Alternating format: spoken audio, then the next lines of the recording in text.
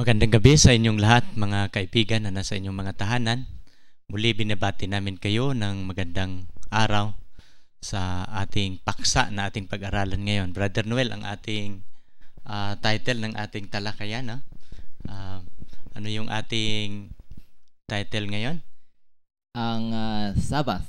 Sabat. Ito yung ating talakayan patungkol sa araw ng Sabat. Pero bago tayo dadako sa ating talakayan ngayong umaga, tayo po muna ay dadako sa isang panalangin. Iyuko natin ang ating mga ulo. Dakila naming Diyos, Ama naming banal, kami po'y masaya, Panginoon, nalulugod na kapiling muli namin ang aming mga tagapanood ngayong umaga. Kami nagpapasalamat sa inyong kabutihan na muli naming nabuksan ang talakayang ito para sa mga issue patungkol sa araw ng Sabat. Hinihiling namin, Ama, ang inyong pangangasiwa.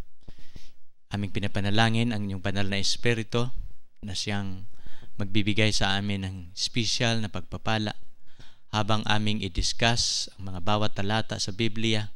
Sana ito makakatulong na maunawaan ito ng karamihan sa aming tagapanood ngayong araw, at aming hinihiling na sa kanilang panunood ay matutunan nila na napakahalaga pala ang araw ng Sabat. Hiniling din namin ang inyong pangangasiwa sa kanilang buhay. Kung kanilang nakikita itong katotohanan, sana matutunan nila itong igalang at magiging kabahagi ng kanilang buhay. Maraming salamat, Ama, sa pagdinig niyo sa aming dalangin. Pagpapalain ng bawat isa, makabahagi sa gawain ito. Ito po ang aming hiniling sa pangalan ng aming Panginoong Hesus. Amen. Amen. Okay, Brother Noel, siguro pwede mo ibabatiin ang lahat nating mga taga-subaybay, taga-panood ngayong umaga, no? Magandang umaga mga kaibigan sa lahat ng mga nanonood.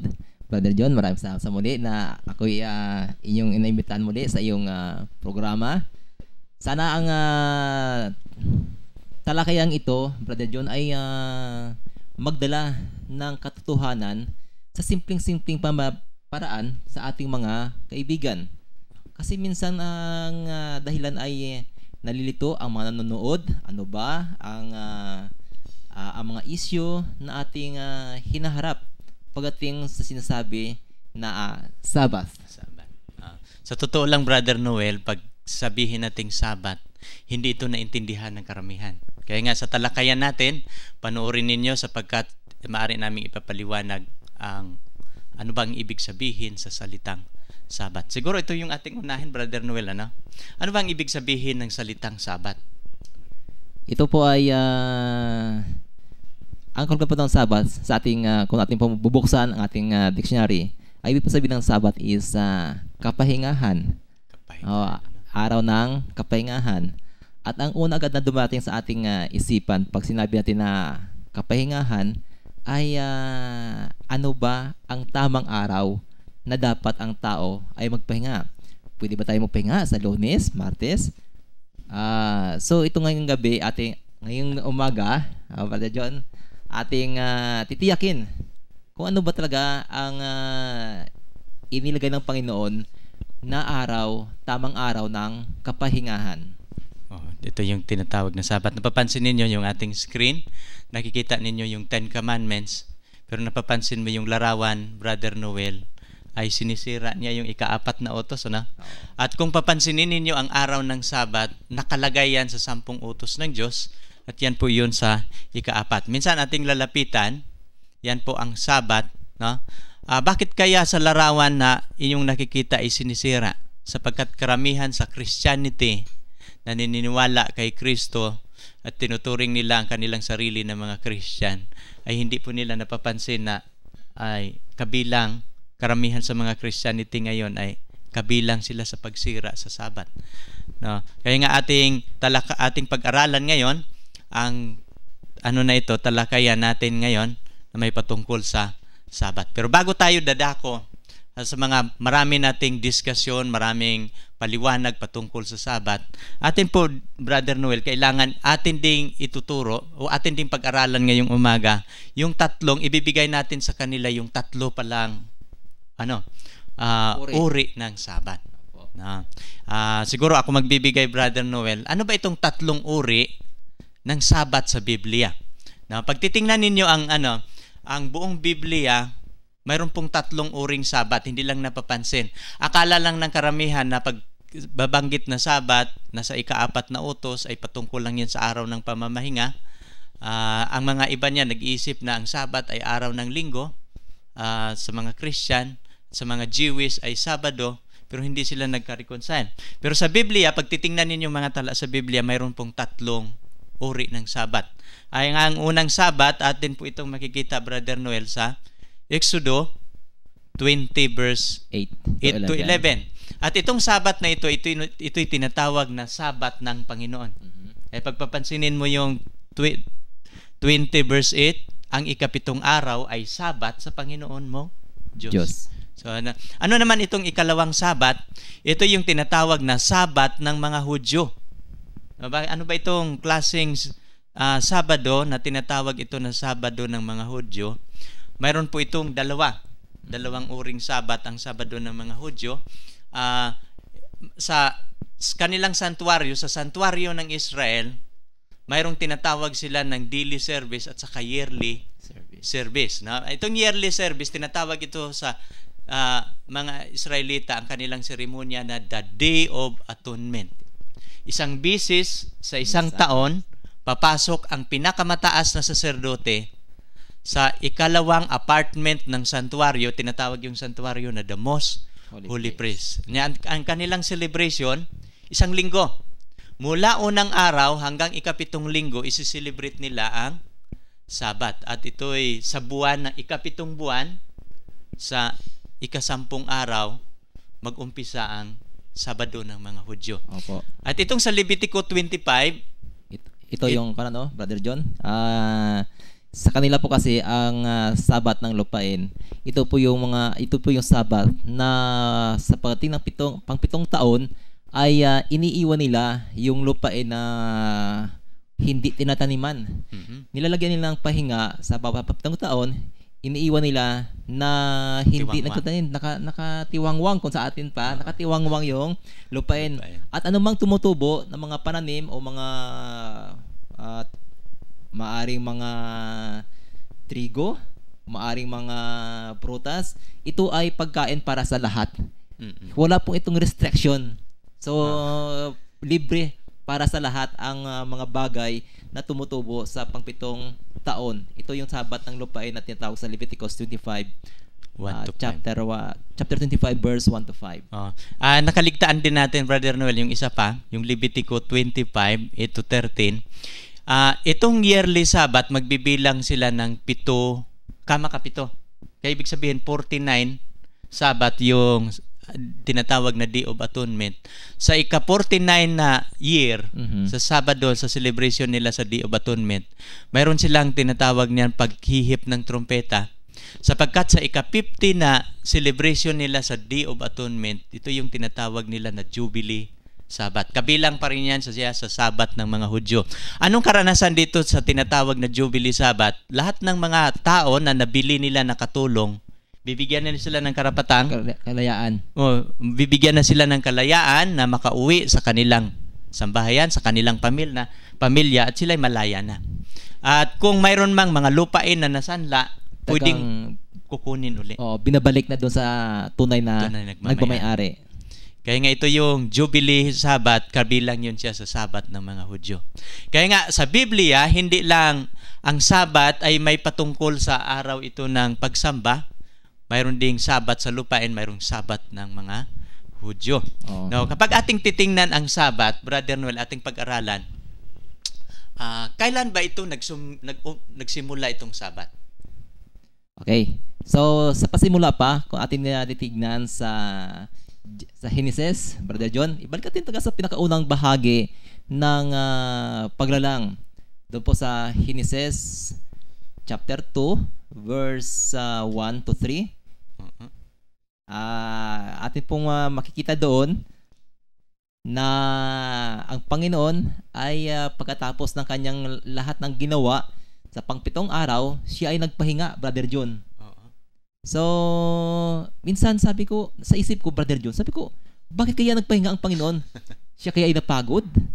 Pero asa ng huli, akin na na-realize na ito ay binigay ng Panginoon para maging halimbawa para sa atin. Kasi alam ng Panginoon na darating sa punto ng ating buhay na tayo ay magiging busy sa ating mga gawain na kumbaga ang buong 7 araw ng isang linggo ay atin na nagamit sa pang-personal na pangailangan na ayaw ng Panginoon na ang ating katawan ay ating abusuhin. Kaya binigyan niya ng isang araw sa buong isang linggo para ang tao ay magpahinga, Brother John. At dito din, nakikita ko din sa creation. Actually, ang Sabat, mga kapatid, nag-umpisa, ginawa ang Sabat before the entrance of sin eh. Wala pa kasalanan. Pag ating pag-aralan ang Biblia, 2 institusyon ang itinayo ng Panginoon before the entrance of sin. Yung ibig sabihin, nang ginawa niya ang Diyos, hindi pa nagkakasala, di ba? At itong 2 institusyon, ang unang institusyon na ginagawa ng Panginoon ay ang pag-aasawa. No? Kaya 6 days yun, ginawa niya. Ang marriage.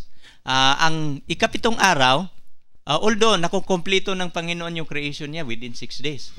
Pero dinagdag niya ang ika-7 araw at nakikita ko dito sa ika-7 araw nang ginawa niya yung ika-7 araw pertaining spiritual things, spiritual matters. Mapapansin ninyo, mula unang araw hanggang ika-6 makikita mo lahat mahihipo. Pero sa ika-7 araw, wala kang makikita sa ginawa ng Diyos o mahihipo. Sapagkat ang ginagawa niya pertaining spiritual matters. Kasi ang aspeto kasi ng tao, 4 eh. 4. Mayroong physical, mental, social at saka spiritual. At ako'y naniniwala na ang spiritual na mga bagay, kasama yun sa creation. At itong spiritual na bagay, kasama doong Sabat. Napapansin ninyo yung ginawa niya yung Sabat, 3 bagay kanyang ginagawa. Pagbabasahin niyo yung Genesis 2 and 3, ano sabi diyon? Kanya itong binasbasan. Nagpahinga. Tapos binasbasan at ginawang banal. Opo. Pag titingnan mo yung basbas ng Panginoon, makikita mo ba yan? Ba hindi. Yung ginawa niyang banal. Na pag titingnan ninyo yung creation mula Genesis Genesis 1 hanggang 2, unang araw hanggang ika-6, wala siyang araw na binasbasan. Maliban lang sa pang-7. Ito yung maliwanag na ng Biblia. At yung ika-7, ginawa niyang banal. He sanctified. Meron po akong gustong idagdag, Brother John, itong 2 bagay na ito, yung pag-aasawa at ang Sabat, kung ating mapapansin sa ngayon, sa ating panahon, Brother John, ang sentro ngayon ng baka ni Satanas laban sa Panginoon ay nakasentro talaga sa 2 bagay ito. Yung pag-aasawa, yung ating tahanan, Brother John, ito ang isang sagrado na lugar para sa magpamilya. Sentro ng pakipagbaka ni Satanas ang pamilya, yung bahay o yung ating tahanan. Dahil alam niya na pag kanyang nasira ang tahanan, ay successful siya. Paano pa ang tao makapagpanamba sa Panginoon? Paano pa magkaroon ng kaayusan ang sosyedad kung ang tahanan ay wasak? So, yun ang unang sentro. Ikalawa, kung ating mapapansin, yung Sabat. Sentro ito ng pakipagbaka ni Satanas laban sa Panginoon. Kasi kung kanyang mawala sa isipan ng tao ang araw ng Sabat, ang kanyang connection sa Panginoon ay mawawala din. Mamaya, Brother John, atin itong maganda ito, Brother John. At isa dito sa aking obserbasyon, Brother Noel, na aking nakikita. Ang Sabat ng Panginoon, nung ginawa niya ito sa creation, pag titingnan mo yun sa 10 Commandments, ginilagay niya ang Sabat sa ika-7 araw. In which ang number 7 denotes of completeness, perfect number ang number 7. Napapansin mo, pag titingnan mo sa 10 utos, ang Sabat nasa ika-7 araw siya. Ang araw na ika-7 ay Sabat sa Panginoon. Na mapapansin mo din yung marriage, pag titingnan mo yung 10 utos, nasa ika-7 utos din siya. So, it denotes perfection also, no? Perfect din ang marriage. At sa palagay ko, itong 2 institution, before the entrance of sin, ito yung ini-establish ng Panginoon. At sa ating kapanahunan ngayon, napapansin ko sa ating Biblia, ito yung pinaka-target ni Satanas, na itong 2, ito yung object of his attack, na sisirain niya ang mag-asawa sa tahanan ngayon, at sinisira din niya ang araw ng kapahingahan o yung Sabat. No? Maring mayroong Sabat na pinapangilin pero pinapalitan na. Yun yung natin, ating napapansin sa araw ng Sabat. Sa sunod natin, ano ba itong Sabat? No?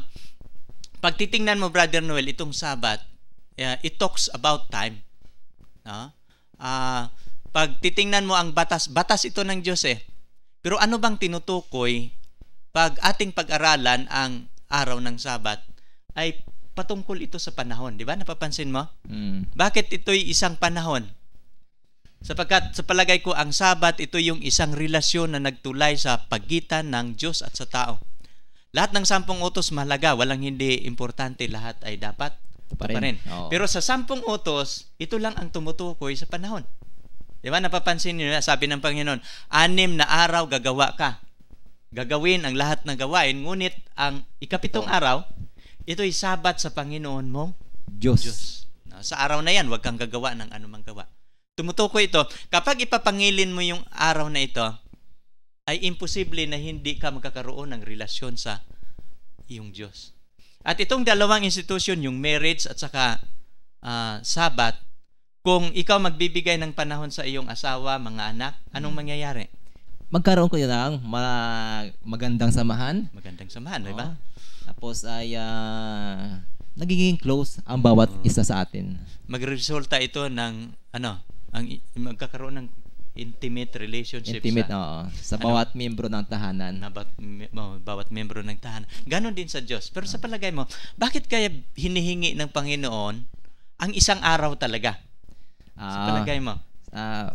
Siguro ba, brother, yung practical ito na tanong, simple, kagaya ko, mahirap lang kami, brother John.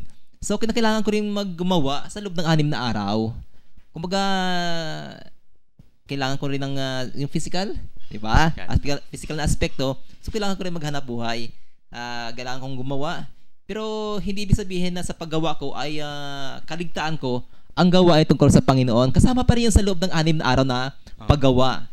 Datapwat, yung sabi natin kanina, ang pang-7 araw ay naiba siya. Hiningi talaga ng Panginoon, ano? Oo, hiningi siya. Ito din yung napapansin ko na ang Sabat, ito talagang sinisit aside ito ng Panginoon. Siguro na sa palagay ko ito yung nakikita ng Panginoon sa creation. Na nang ginawa niya yung babae, nang ginawa niya yung lalaki ay, di ba, huling ginawa si Eva? Pagkatapos. Diba? Pagkatapos, pinapangalanan ni Adan bawat hayop, pero nalulungkot si Adan pagkatapos. Wala sa nakitang kaparihan niya eh. Kasi yung mga hayop na pinangalanan niya, mayroong kasama, siya wala. Sabi ng Diyos, hindi mabuti na ang tao'y magigisa. So pinatulog siya, nagkakaroon ng first surgery sa araw na yon, at kinuha niya yung tadyang ni Adan, ginawang babae. No, napapansin ninyo, bakit nang ginawa ng Diyos ang babae? Dahil need ni Adan. No, napapansin ng Panginoon kung ang babae ginawa niya dahil for the happiness of man, pero nakikita ng Diyos na wala ding kapayapaan ang tao, wala ding inward peace o tinatawag na joy, hindi niya maranasan itong joy, no, yung inward peace ng tao kung hindi niya wala siyang relasyon sa kanyang Diyos. Kaya nga ito yung mga kadahilanan na itinatag ng Panginoon ang Sabat doon sa creation. Doon sa Garden of Eden, mayroon ng Sabat eh. Amen. So, ito yung mga dahilan. Now, ngayon ating pag-aralan na, magkakaroon tayo ng paghahambing sa batas ng Sabat na ito. Pag titingnan ninyo itong batas ng Sabat, saan ito nakalagay, Brother Noel? Doon sa mismo sa pinakasentro ng 10 utos. No, mapapansin ninyo, ang Sabat, maraming mga taong hindi nakaalam, ano ba yung Sabat? Pagbabasahin ninyo yung 10 utos, makikita ninyo yan sa pinakakalagitnaan. Sa ika-4 na utos, doon nakalagay ang kanyang Sabat. No, ano pang pangalawa? Sa lahat ng utos ng Diyos, ito yung pinakamahabang utos. Pinakamahaba, Mapapansin nyo, kung hindi ito importante, bakit ito'y ginawa ng Panginoon na pinakamahaba? Kaya nga, relevant ito, Brother Noel, kasi pinakamahaba. Pangatlo, ito yung ating mapapansin, nag-umpisa siya sa salitang alalahanin. Na mapapansin mo, ang karamihan sa 10 utos, wag kang gagawa ng, wag kang magkakaroon ng ibang Diyos, wag kang gagawa ng larawan, wag kang papatay, wag kang mangangalay, puro wag. Pero mapapansin mo, itong Sabat kakaiba. Alalahanin mo ang araw ng Sabat. At ingatan mo siya banal. Napapansin mo kakaiba siya, nag-umpisa siya sa salitang alalahanin at nagtuturong sambahin ang Diyos ng manlalalang. Papahinga ka at sapagkat ang Panginoon nagpahinga din, O ganun yung na ito yung nagtuturo na sambahin natin ang Diyos na manlalalang. Siguro para medyo mayroong kong idagdag doon sa salitang alalahanin. Sa pasimula, ibinigay ng Panginoon sa Henesis ang utos tungkol sa araw ng Sabat. Dumating sa punto ng buhay ng mga Israelita na sila ay naging bondage. Sila ay naging alipin sa Ehipto sa loob ng 400 taon. So, nung sila ay na-liberate sa pamagitan ni Moses, nung siya ay ginamit ng Panginoon, pagbigay ng 10 utos, ay talagang alam ng Panginoon na itong Sabat na to ay kumbaga na-obliterate, na wala maaring natakpan sa isipan ng mga tao. Kaya nagpasimula sa salitang remember. Dahil meron na talagang utos, previous na utos, tungkol sa araw ng Sabat. So, ibig sabihin, sa mga forefathers ng Israelita, bagamat binigay na ang 10 Commandments after sa nagiging malaya na sila sa Ehipto. Pero nang binigay, kaya nga sinasabi nun, remember. So, sapagkat nag-exist na ito, before pa man ibinigay ng actual, doon sa 10 utos, doon sa bundok ng Sinai. So, nag-exist na siya. Kaya nga ito yung, papapansinin ninyo, itong Apokalipsis 14, 6 at 7, itong Sabat, nagtuturo itong sambahin ang manlalalang. No? Sabi niya dito, nakita ko ang ibang anghel na lumilipad sa gitna ng langit na may mabuting balita na walang hanggang na ibinabalita sa nananahan sa lupa sa bawat bansa, angkan at wika ng bayan na sinasabi niya ng malakas na tinig. Matakot kayo sa Diyos, magbigay kaluwalhatian sa Kanya sapagkat dumating na ang panahon ng Kanyang paghatol. At magsisamba kayo sa gumawa ng langit at lupa, ng dagat at lahat ng bukal ng tubig. Napapansin mo, itong isang anghel, sa Hebrew tinatawag itong angel dito ay messenger. Angelo. Mapapansin mo itong messenger, ito yung messenger ng Panginoon na nagbigay pabalita sa buong sanlibutan at upang ibabalita sa lahat ng bayan, wika at bansa ay ito yung kanyang mensahe, matakot kayo sa Diyos, magbigay kaluwalhatian sa Kanya, at sapagkat dumating na ang panahon ng Kanyang paghatol, magsisamba kayo sa gumawa ng langit at lupa. Pag titingnan mo din yung Sabat, napapaloob yun doon. Mapapansin mo yung verse 11, no? Sapagkat ginawa ng Diyos ang langit at lupa. Nanupat, nagpahinga sa ikapitong araw at Kanyang pinagpala at ginawa niyang banal. Sabi doon sa Exodo, banal. Pag titingnan mo yun sa 10 utos, ito lang ang utos ng Diyos na tinuturo na sambahin yung manlalalang. Na siya yung gumawa sa langit at lupa sa loob ng 6 na araw. No, yung binasbasan niya yung ikapitong araw. Kaya nga ang Sabat din, Brother Noel, pag titingnan natin, no, pag ating it's about quality time for God. So, pag sinabi natin quality, kaya ang panahon na to ay dapat nakalaan lamang sa ating Panginoon. Ang araw ng Sabat ay ibibigay sa Panginoon, at mamaya maaari natin banggitin kung kailan ba nagpapasimula itong yung panahon, yung oras na dapat natin i-google.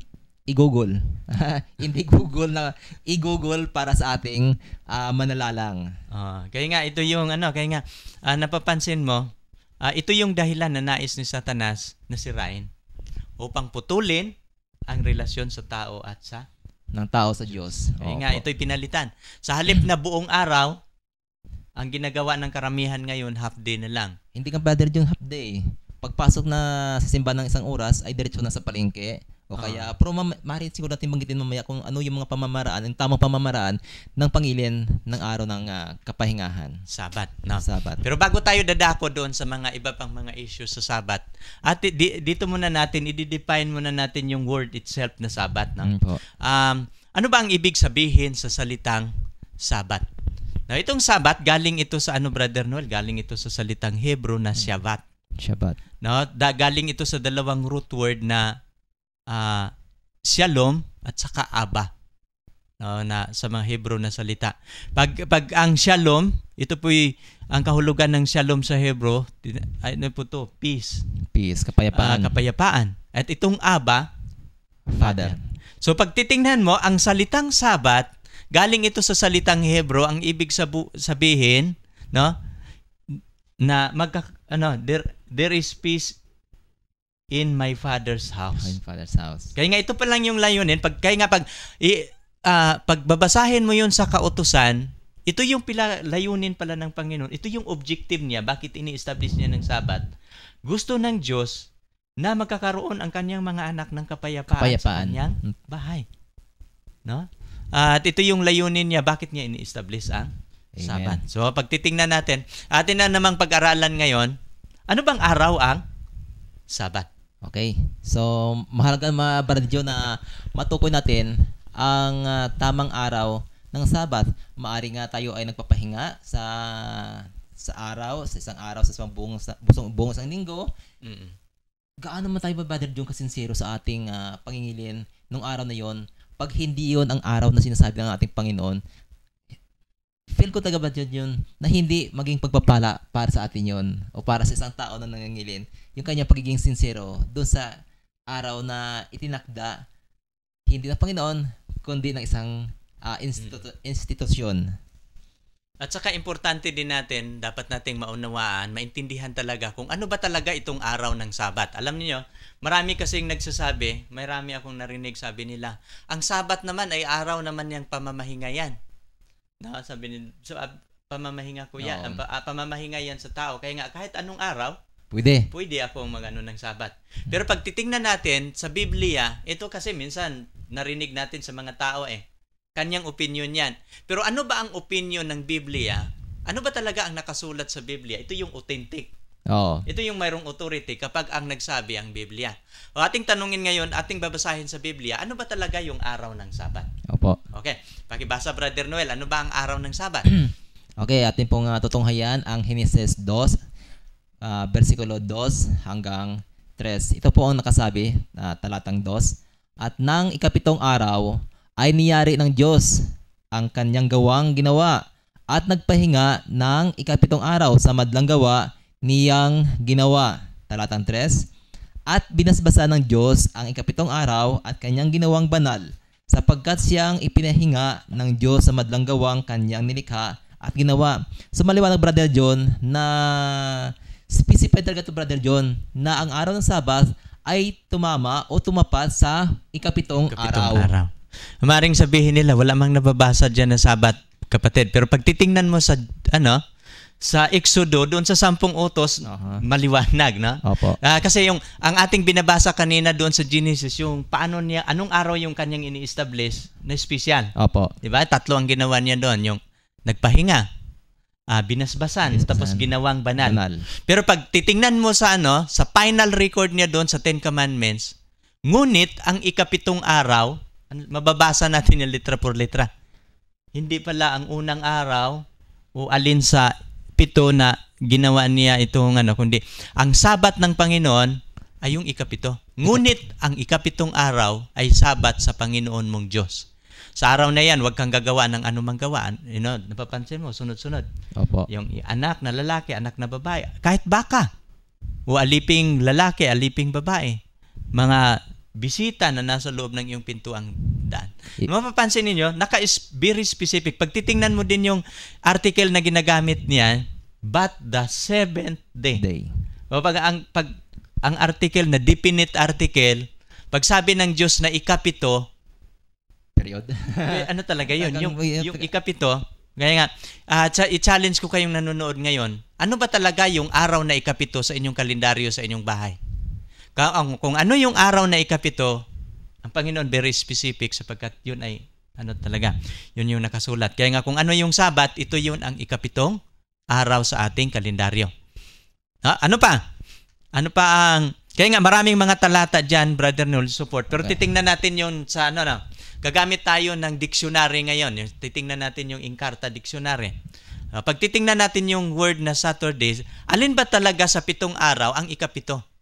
Pero pag titingnan ninyo, ang Sabat na ikapito, makikita natin yan sa Encarta, ay tapat yan siya sa araw na Saturday. Papansin niyo, dito, yung sa Encarta natin, Saturday, anong sabi dyan? 7th day of the week. The week, no? The day of the week after Friday and before Sunday. So, ito yung araw, Brother John, na napagitnaan sa sa araw ng Biyernes at araw ng Linggo. Yun yung araw ng Sabat o araw ng kapahingahan. Pero pag-obserbaran natin ngayon, alin ba sa 7 araw ang nagiging pangilin ng maraming simbahan ngayon?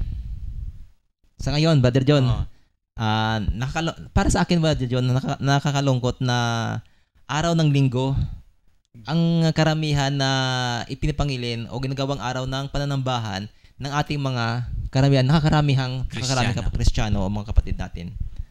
No, pero sa halip sana, pag susundin ninyo ang Biblia o ang kautusan ng Panginoon, dapat kung susundin, hindi dapat Linggo, ano? Hindi dapat Linggo. Kung di, ito po'y Saturday. Titingnan natin, Brother Noel, yung araw na Linggo sa may Cruz of Encarta. Titingnan natin. Ano ba ang Sunday? Pag titingnan natin sa Sunday, pag dito, ay first day of week. The day after Saturday or before Monday. Yan. At dito nakakalungkot, sa pangalawan niyang definition ay tinatawag ito niya na Christian Sabbath Day. In Christian tradition. Opo. Pero hindi mo ito mababasa na kaya nga nilagay nila yung Christian Sabbath, Christian tradition, kasi hindi mo yan mababasa sa batas ng Diyos o sa Biblia na ito po ay ginawa ng Diyos na opisyal. Opo. Pero pag titingnan mo, ang Sabat ng Panginoon sa Biblia hindi po first day. Kasi ang Sunday, first day kasi. Opo. Kaya pag titingnan natin, anong araw ang Sabat ng Panginoon, ay hindi po ito Sunday. Supposed to be, pang-7 araw lagi siya. No, kaya nga, ating titingnan din ang record, Brother Noel. Sa Biblia naman. Sa Biblia. Okay, pangalawang reference ito, Brother John. Pangalawa. May ang ating pinag-aralan ngayon, mapapatunayan ba talaga natin na ang Sabat, sa mga referensya, no? Sa referensya sa Encarta, kahit sa inyong kalendaryo. Sa dictionary natin. O pwede ninyo titingnan sa inyong mga encyclopedia sa tahanan. Maring hindi kayo magkamali.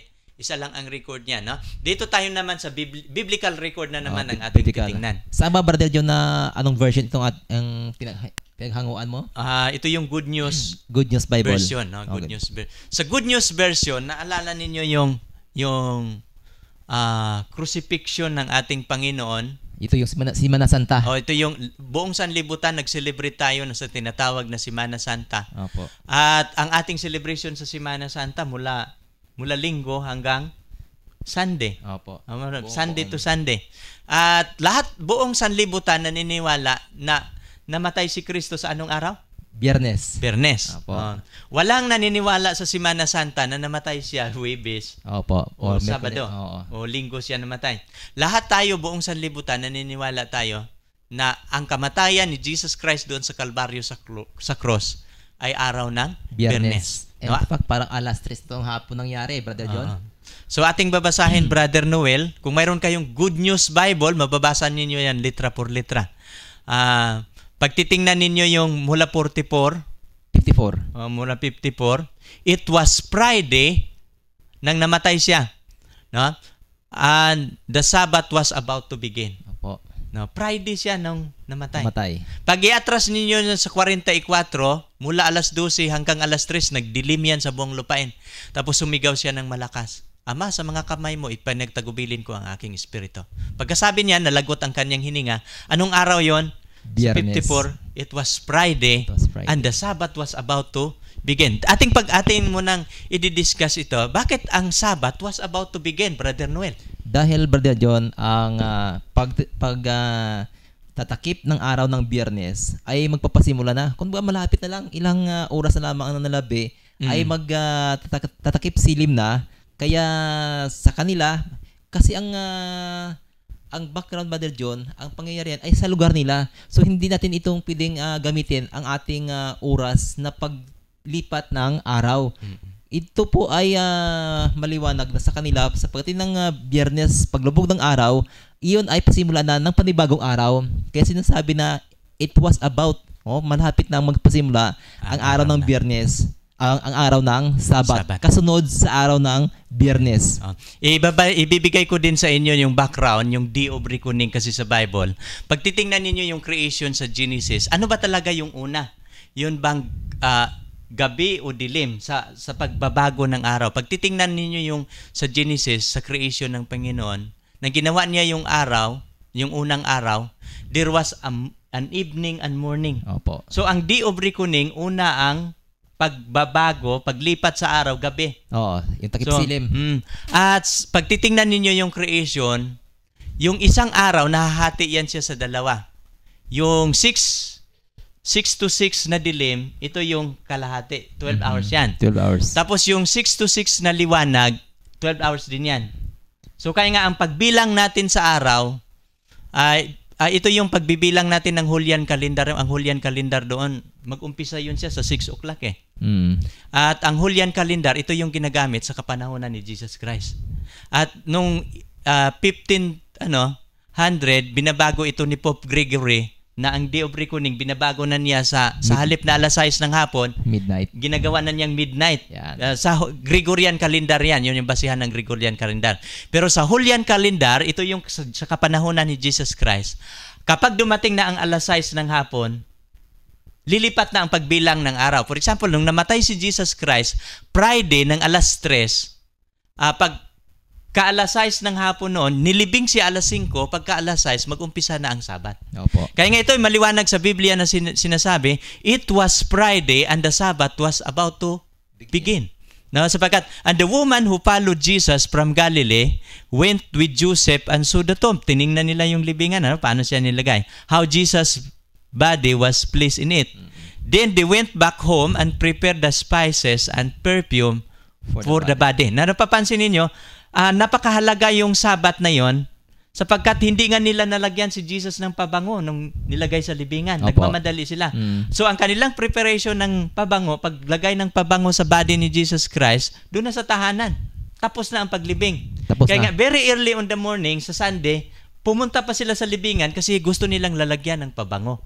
Kaya nga, pero ng kasunod na araw ng Friday, ito yung sa 56, on the Sabbath day, they rested as the law commanded. So hindi natapos. Hindi natapos doon sa nung si Kristo ay namatay at siya ay nakabayubay sa cross. Hindi pala natapos. Oo. Yung utos tungkol dito sa araw ng kapahingahan, Brother John. Kasi marami kasing nagsasabi na yung Sabat, nung napako si Kristo, wala na. Kasabay ng kanyang pagpako ay nabulis na rin ang itong araw ng kapahingahan. Pero pag titingnan mo, yung Biblia, yung follower ni Jesus Christ, on the Sabbath day, they rested as the law commanded. Dito tayo sa Sunday. Nung nabuhay siya mag-uli, no? Brother John, baka sila ay sumusunod sa pagbabasa. Tayo po ay nasa Lucas 24, talatang 1 na po tayo. Lucas 24, 1 hanggang 3. No? Very early on Sunday morning, no? The woman went with the tomb carrying the spices. Diba natitingnan mo, dadala na nila yung mga pabango, no? Na inihanda nung Biyernes pa, no? They found the stone rolled away and the entrance to the tomb. So they went in, but they did not find the body of the Lord Jesus. Amen. No, napapansin mo, nabuhay na siya. So, mapapansin mo, sa 3 araw, sa record ng Biblia, yung Friday, Saturday, Sabat, at saka Sunday, mapapansin mo dito ay malinaw na Brother Noel? Na yung Sunday ay hindi siya yung araw ng kapahingahan dahil binabanggit na ang Sunday ay dumarating pagkatapos lamang ng Sabbath. Otherwise, kung ang Sunday ay siyang araw ng kapahingahan, hindi na sana binanggit sa 24:1 yung salitang Sunday. Kung siya talaga yung araw ng kapahingahan na sinusunod ng mga kanyang mga disciples, ng mga babae na yon. So, maliwanag sa Biblia, mga kapatid, Brother John, maliwanag na ang Sunday ay hindi talaga siya ang pang-7 araw ng buong isang linggo. In fact, Brother John, kung meron po silang ibang mga translation, kagaya po ng New International Version, King James, pwede niyo pong basahin ang translation nito at i-compare niyo po.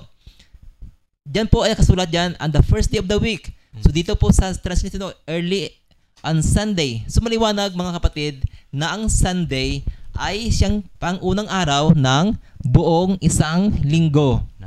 Kaya nga pag titingnan ninyo sa may Cross of Encarta, sa kalendaryo, sa Biblia. Pag titingnan ninyo sa ibang version, very early on Sunday. Sabi doon sa ibang translation, on the first day of the week. Opo. First day. So, nung nabuhay si Jesus Christ, Sunday yan. Lahat ng mga tao sa buong sanlibutan, tayo'y naka-obserba sa Semana Santa.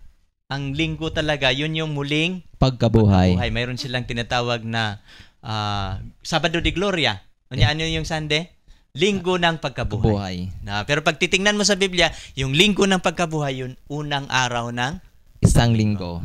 Pero ang Sabado, pagbabasahin ninyo yung Biblia, ang Sabat, ito yung ikapitong araw na hindi yung Sunday kundi yung Saturday. So maliwanag, Brother John, na sa ilang mga reference na ating ginamit, mga kaibigan, ating napatunayan na ang Sunday ay hindi siya ang binabanggit ng Panginoon doon sa 10 utos na pang-7 araw, kundi ang Sunday ay siyang unang araw ng buong isang linggo, Brother John. Okay.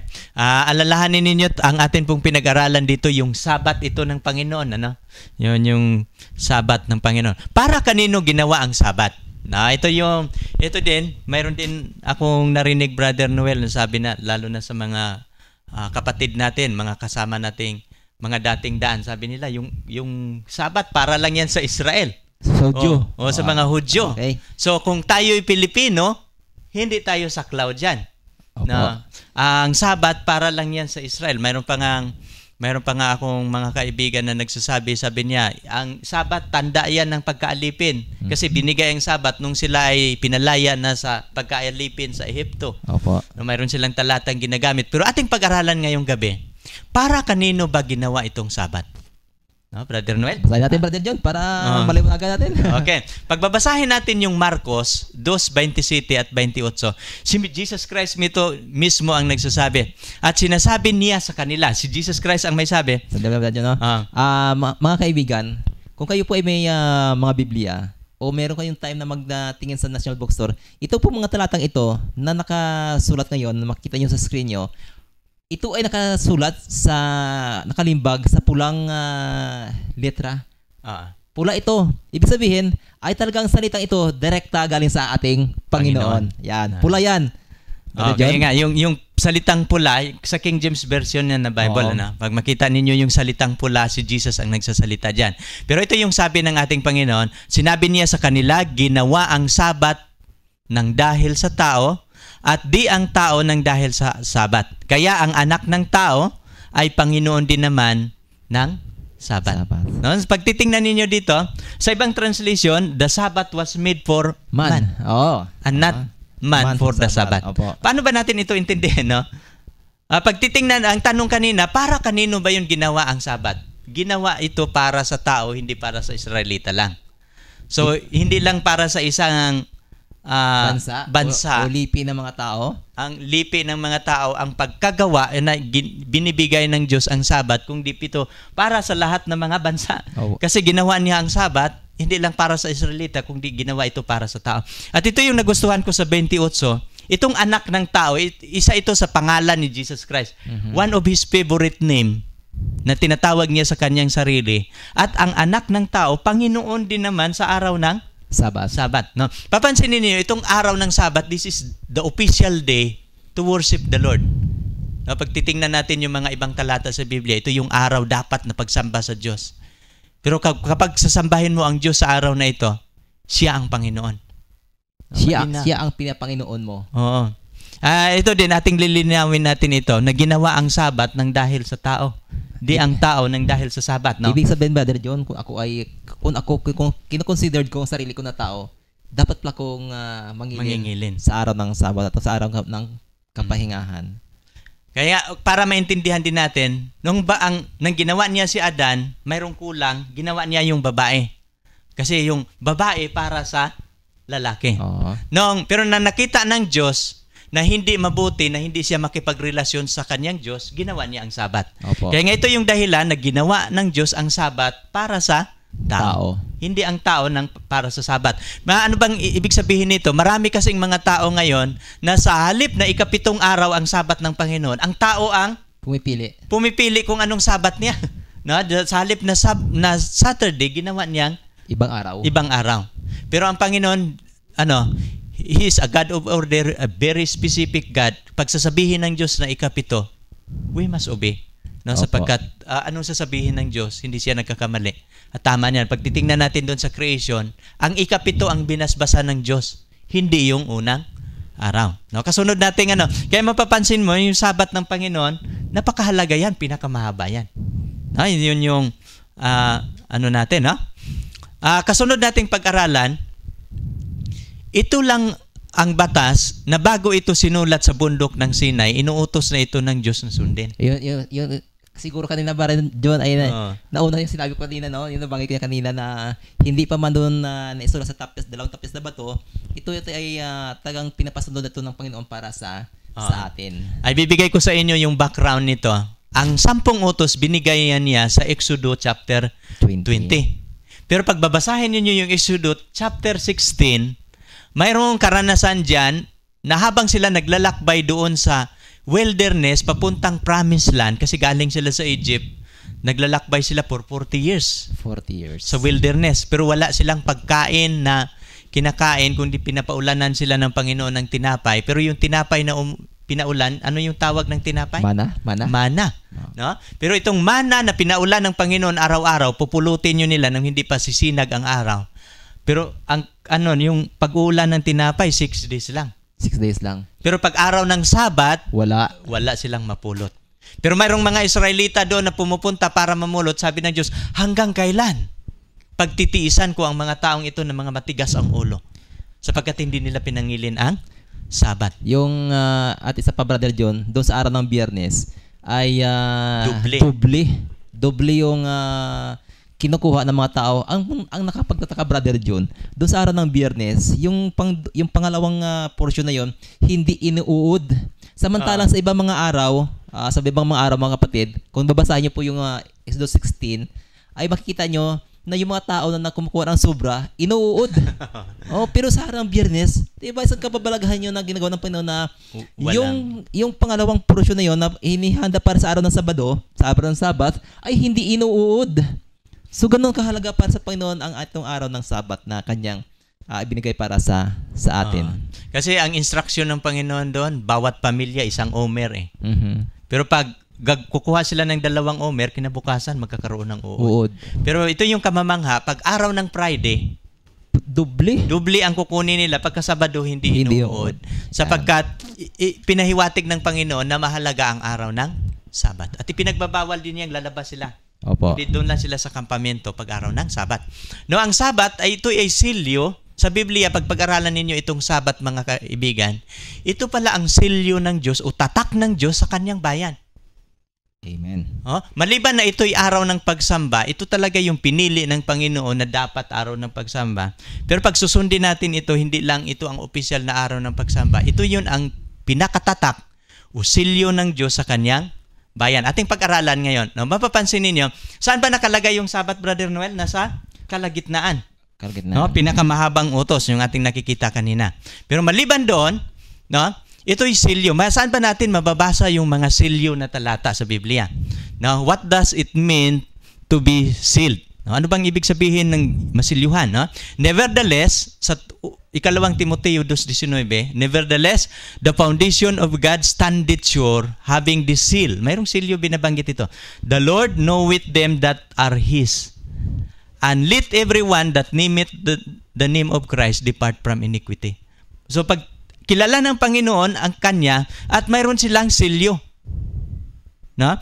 Saan ba natin mababasa ang ibang mga talata? No, titingnan natin sa Isaiah chapter 8 verse 16. Ito yung sabi niya, "Bin up the testimony, seal the law among my disciples." No, mapapansin niyo ito. Itatak mo ang kautusan sa kalagitnaan ng aking mga disipulos. Sapagkat ang kautusan ng Diyos, ito'y tatak pala ng Diyos. Kaya nga, pag-aralan natin, saan ba nakalagay ang tatak ng Diyos? Opo. Nasa 10 kautusan ng Diyos. Nandoon sa loob ng kautusan ng ating Panginoon. Kasi ito pala yung silyo sa kanyang mga alagad. No? To the law and to the testimony, if they speak not according to this word, it is because there is no light in them. Okay. Kung sa pangangaral, pagtuturo, kung hindi nila tinuturo itong Sabat, itong dahilan sapagkat sila'y walang liwanag. Saan pa natin mababasa na itong Sabat ay silyo ito? Siguro Brother John, alin doon sa 10 utos? Kasi 10 utos yun di ba? 10, 1, 2, 3 hanggang sa pang-10. Alin doon sa 10 na yon ang nagbabanggit na yun ang silyo o yung tatak ng ating Panginoon. So ito yung ating mababasa na Brother John, Ezekiel 12 to 20. Napapansin ninyo, bukod dito, ibinibigay ko rin naman sa kanila ang aking mga Sabat. Opo. Bakit binabanggit ng Panginoon dito na aking Sabat? Kasi sa creation, siya ang unang nagpapahinga doon. Opo. Now, saan ito binibigay? Sa 10 utos. No? Ibinigay ko rin naman sa kanila ang aking mga Sabat upang maging tanda sa akin at sa kanila.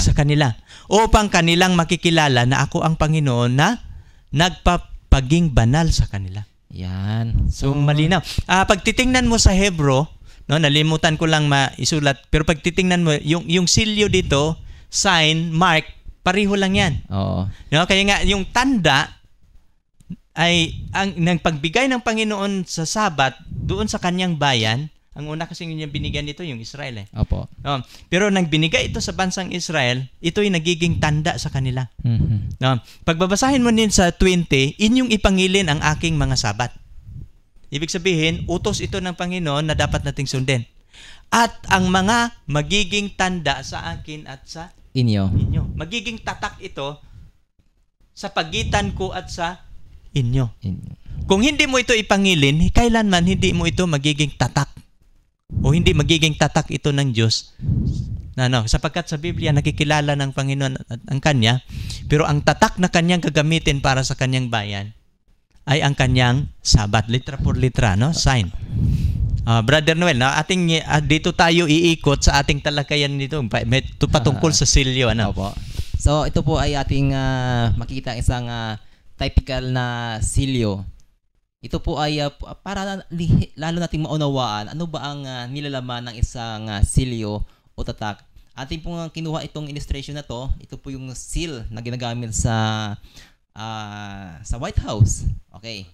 In time, Brother John, na ang presidente ay nasa labas ng bansa, kahit sa atin sa Pilipinas, pag ang presidente ay nasa labas ng bansa at may mga dokumento na dapat ayusin o dapat ipasa at wala siya, ang ginagamit ay ang kanyang silyo. Mahalaga po ang silyo dahil ito po ay official na gamit ng isang tao. So sa typical na silyo to, 3 bagay, mga kaibigan, sa ating mga nanonood, 3 bagay ang napakahalaga para ito ay maging isang official na tatak. Okay? Una, kinakailangan ay napapaloob sa silyo na to ang pangalan ng nagmamayari. Kunyari, itong tatak itong silyo to, ang nakalagay dyan sa ngayon ay Barack Obama. Titingnan, So ito, yan, Brother John. So ang silyo, mayroon siyang napapaloob na 3. 3 napakahalagang bagay, Brother John. Yan nga ang pangalan niya, ang kanyang titulo, at ang kanyang nasasakupan. Teritoryo. At itong silyo din, Brother Noel, ginagamit ito sa mga dokumento.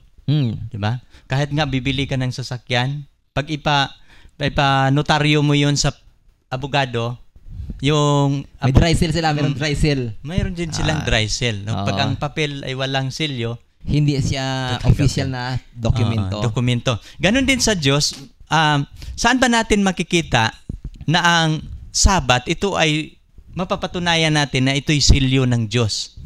No? For example, yung ng silyo, yung mayroon siyang name, pangalan, title, at saka territory. For example, kay Barack Obama. Oo. No? Ano ba ang silyo na makikita natin kapag mayroong silyo ang presidente ng Amerika? Makikita mo ang pangalan ni Barack Obama. Ito yung name. Opo. Pagkasunod, ang kanyang title niya. So siya ay presidente. Okay. No. Ang kasunod na mapapaloob sa kanyang silyo, ang kanyang teritoryo. Teritoryo. Pag titingnan natin, ito yung napapaloob, mga kapatid, na ang silyo ng isang tao na namumuno, 3 bagay lang ang napapaloob. His name, His title and territory. Now, ating titingnan ngayon sa pag-aaral natin ngayon, itong Sabat na binibigay ng Panginoon, sinabi kasi natin kanina na silyo ito eh. Do sa Ezekiel 20 verse 12. Sabi ng Diyos, ito yung tanda sa pagitan ko at sa inyo. Okay. Pero mayroon ba tayong mababasa ba natin doon sa 10 utos na napapaloob ang silyo ng Diyos dito? Okay. Mayroon. No, kapag ating babasahin itong ika-4 na utos, alalahanin mo ang araw ng Sabat at iyong ingatang banal. Pero dito sa kasunod niyan, mahaba yun eh. Pero pag ating babasahin ang versikulo 11, malinaw dito kapatid, na dito natin makikita ang silyo ng Diyos. Okay. Now, Brother Noel, pakibasa sa ano natin, sa verse 11.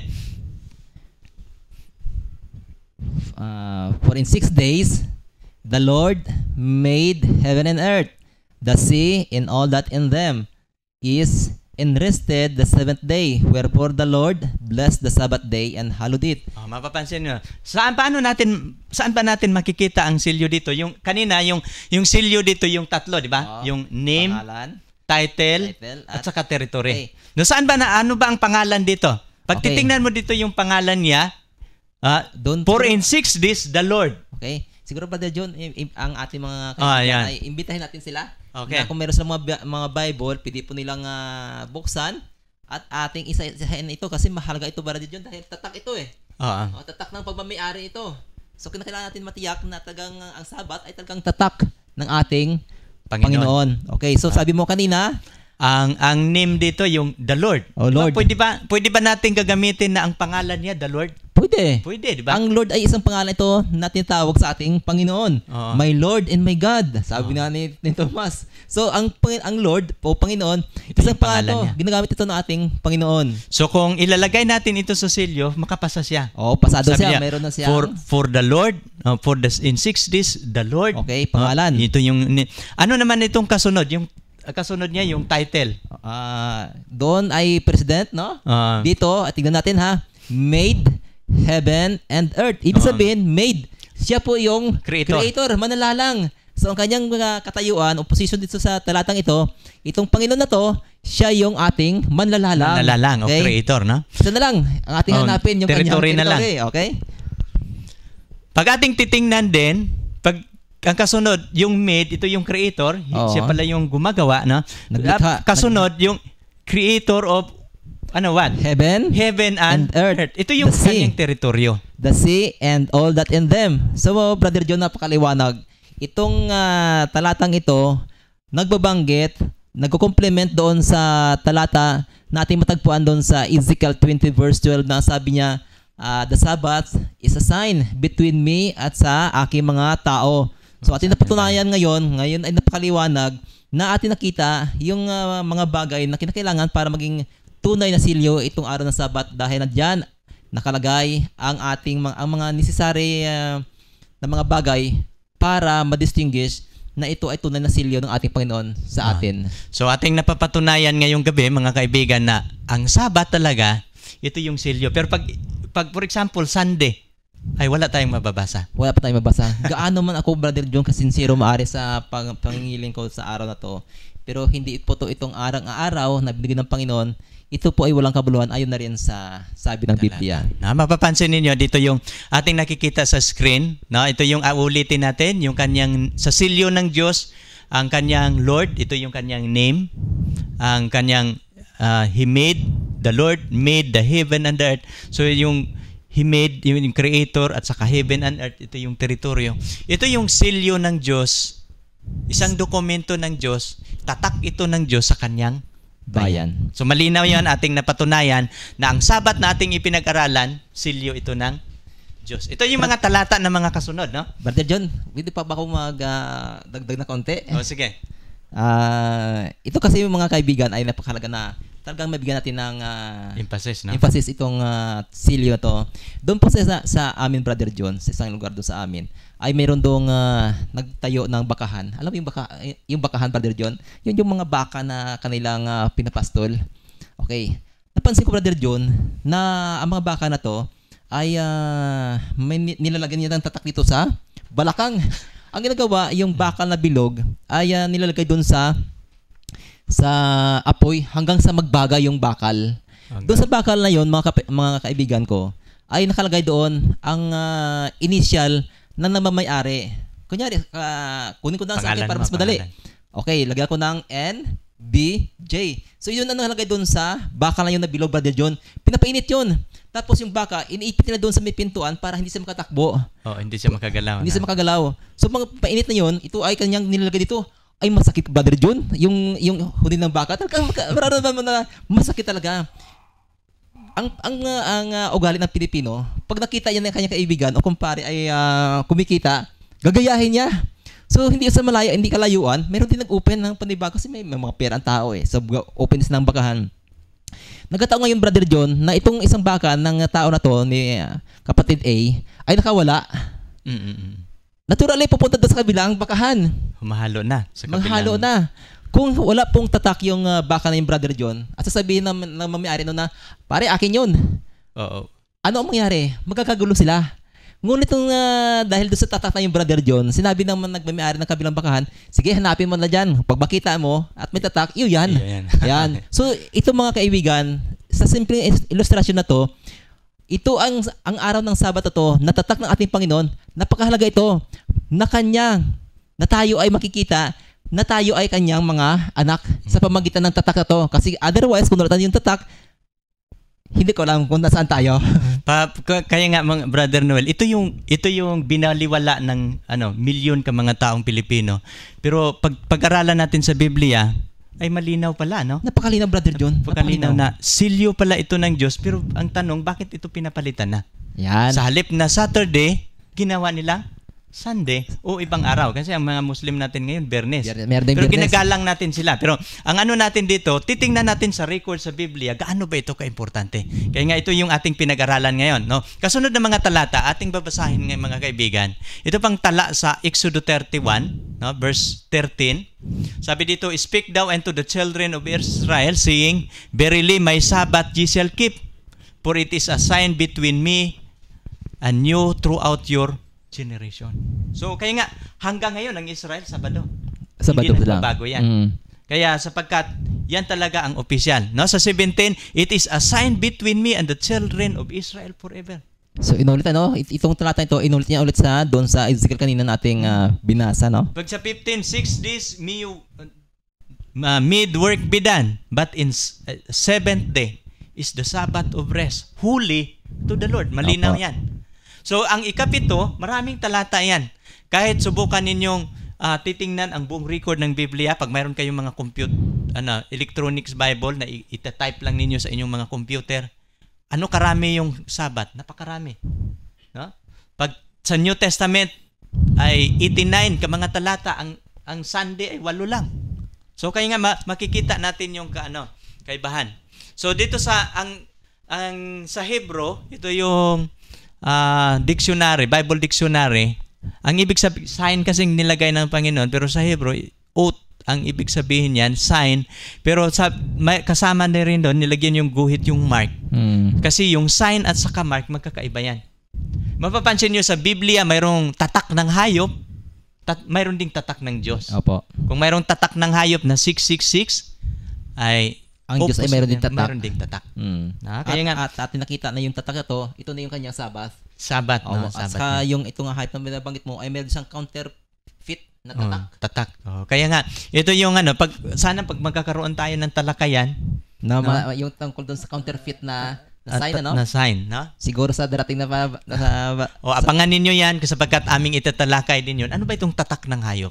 Ano ba itong 666? Abangan ninyo sapagkat atin din yang itatalakay.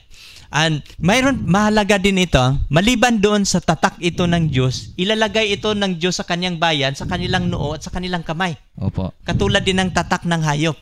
Kapag babasahin ninyo itong Deuteronomy 6 hanggang 8, no, 6:6 hanggang 7 to 8, no, and these words which I command you this day shall be in your heart, and thou shalt teach them diligently unto thy children, and shalt talk of them when thou sittest in thine house, and when thou walkest by the way, and when thou liest down, and when thou risest up, and thou shalt bind them for a sign upon thine hand. Mapapansin nyo, sign ito sa sa inyong kamay, no? And these shall be frontlets between thine eyes. Pag between thine eyes, dito yun sa kalagitnaan ng ating mata. Oo. Sa kalagitnaan, ano yan tinutukoy? It Sa ating denotes noo. yung ating noo. Ang tatak ng hayop nasa kamay at sa kanilang noo, pero ang kautusan ng Diyos, tatak din ito sa kanyang bayan, sa kamay at sa kanilang noo. Bakit kaya sa noo, Brother Noel? Dito kasi, Brother John, dumarating yung ating decision makings sa ating frontal lobe, ano? Frontal lobe. Diyan tayo gumagawa ng decision kung sino ba sa dalawang naglalaban na kapangyarihan tayo tatak ng Diyos o counterfeit, no? Counterfeit na tatak. Kaya nga, pero ang tatak ng Diyos nasa kamay at sa noo. And it shall be for a sign. Sa Exodo naman, no? 13:9, a sign unto thee upon thine hand, and for a memorial between thine eyes. Siguro, Brother John, maraming talata, hindi lang isang talata, no? Siguro, Brother John, itong mga talata na ito, sasabihin ng ating mga kaibigan, Brother Noel, Brother John, sa lumang tipan kasi yung binabasa nyo eh. Ay, paano ngayon kung sa bagong tipan, Brother John? Baka naman sa bagong tipan, napalitan na yan. Di okay, Brother John? Meron pa tayo mababasa, Brother John, sa bagong tipan na ang Sabat ay siya pa rin Sabat na pang-7 araw, Brother John? Darating tayo dyan, no? Ang ating talakayan ngayon, wala itong, mamaya, Brother Noel, yung tanong natin, no? I-reserve natin. Sige. I-reserve natin yan. Kasi sasabihin nila, sa Old Testament yan, magbabasa, pero sa New Testament, sinira yun ni Kristo eh. Oo. Mamaya. Pero ating ding patunayan, maliban dyan, na ito ay tatak ng Diyos, mababasa din natin litra por litra, Brother Noel, na yung ang nangingilin ng Sabat, sila yung mga tunay na lingkod. Amen. No? Paano mo ba malalaman na ang atin kasing Christian religion ngayon sa Pilipinas ngayon ay umaabot na tayo ng 3,000 religion? Oo, mahigit. Kaya nga mahirap kang mamimili kung saan ba dito yung tama. Pero itong out of 3,000 religion, nag-iisa lang sa Pilipinas ang nangingilin ng Sabat. Opo. 'Di ba? Seventh-day Adventist lang. Mayroon sigurong mga iba yung Seventh-day Baptist. Oo. Pero mayroon kaming pagkakaiba na mga doktrina din. Pero mayroon pa sigurong iba, no? Mayroon ka bang alam na nangingilin pa? Parang yun lang ang Seventh-day Baptist. Seventh-day Baptist at saka Seventh-day Adventist. Pero ating titingnan, mababasa ba natin sa Biblia na ito yung kung ikaw ay lingkod ng Diyos, ang lingkod ng Diyos nangingilin ng Sabat. Opo. Kapag ating babasahin itong sulat ni Isaiah 56, verse 2 at 6, ito yung sabi niya sa verse 2, mapalad ang taong gumagawa nito, at ang anak ng tao na nanghahawak dito na nangingilin ng Sabat. No? Upang huwag lapastanganin, nag-iingat ng kanyang kamay sa paggawa ng anumang kasamaan. Ano bang ibig sabihin, Brother Noel, ng salitang mapalad? Pag sinabing mapalad, Brother John, ay ikaw yung pinagpala? Pinagpala. O swerte. No? Siguro sa dalawa, yung sabi ng Panginoon, mapalad ang anak ng tao na gumagawa nito. Bakit kaya mapalad? Kasi sa palagay ko, sinasabi ito ng Panginoon na mapalad kasi natanggap niya yung tatak ng Diyos. Amen.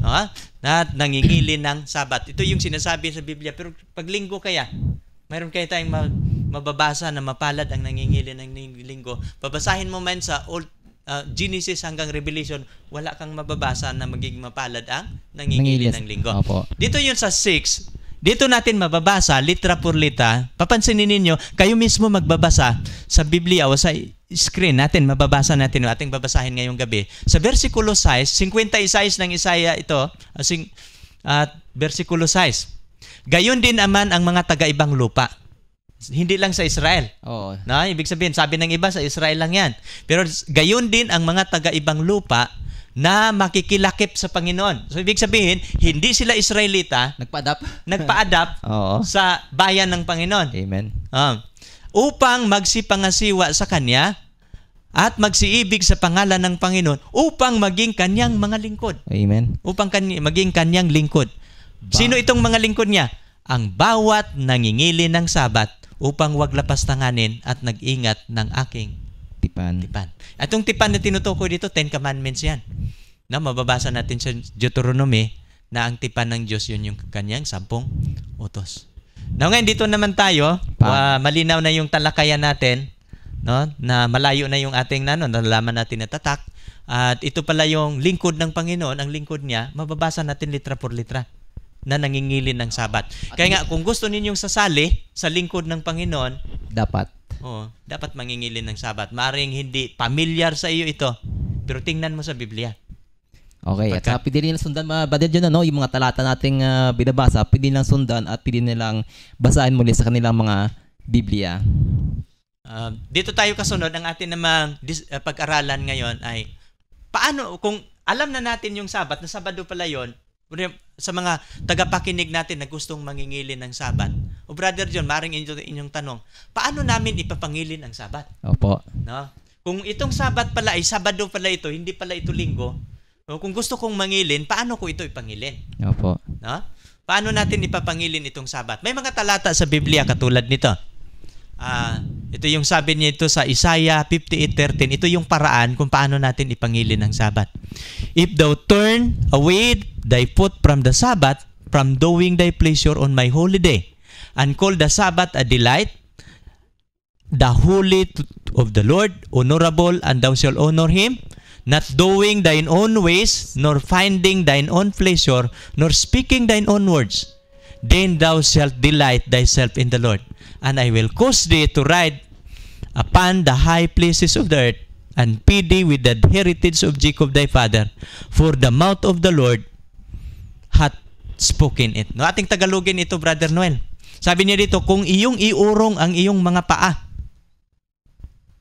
sa paggawa, sa paggawa, sa anumang gawa sa araw ng Sabat, no? From doing thy own pleasure. Doing thy pleasure. Ibig sabihin pa, Brother John, yung sarili mong lakad, Oo. yung mga kalayawan.